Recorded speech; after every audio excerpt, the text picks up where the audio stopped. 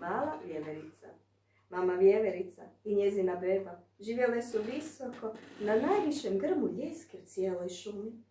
Cijeli dan mama vjeverica penjala se sa svojom bebom s grane na granu, s grane na granu i skupljala sočne plodove za gladnu bebu.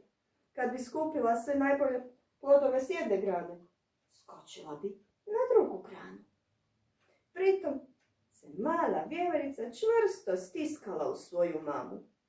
Mama vjeverica ne stigne ni sjesti, a mala vjeverica već viče, daj mi jesti. Sočnih lješnjaka da žvačem i hrskam, ukusnih plodova da večeram i ručam. Mljac, mljac, mljac, mljac, mljac. Na tom stablu bilo je tako mnogo grana.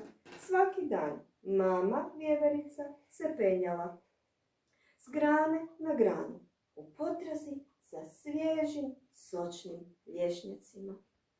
Svaki dan penjala se gore, dolje, sa svojom bebom u rukama, uvijek tako gladnom.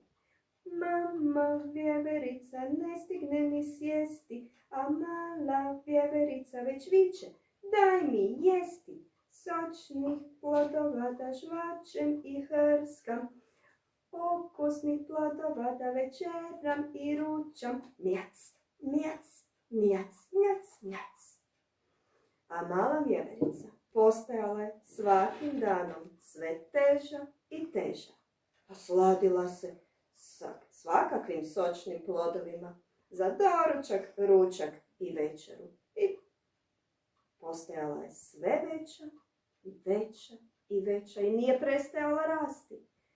To je značilo da je postajala i sve teža i teža. Tako teška da ju je mama već jedva nosila. Tako je mami bilo teško verati se s grane na granu.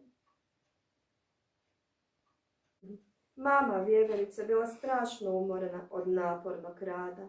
I tako jednog dana, dok su obje sjedile na jednoj račastoj grani, beba je baš počela zapomagati. Hoću jesti, hoću jesti. A mama je pala u duboki san.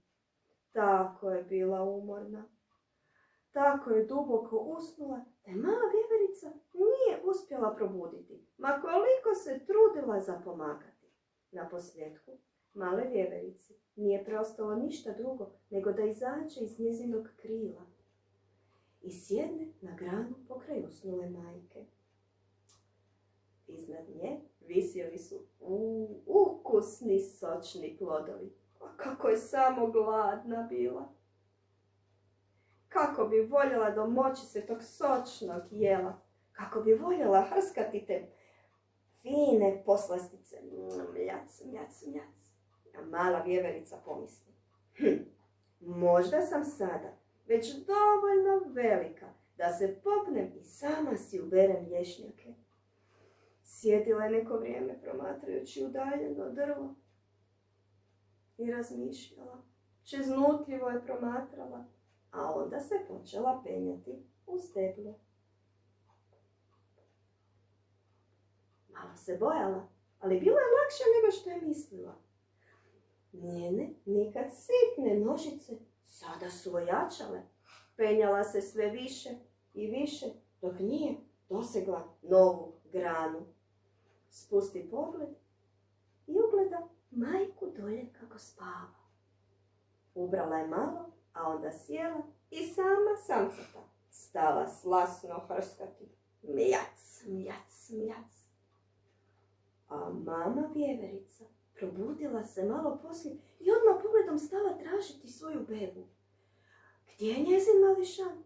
Pogledala je dolje, da nije možda skroz pao dolje.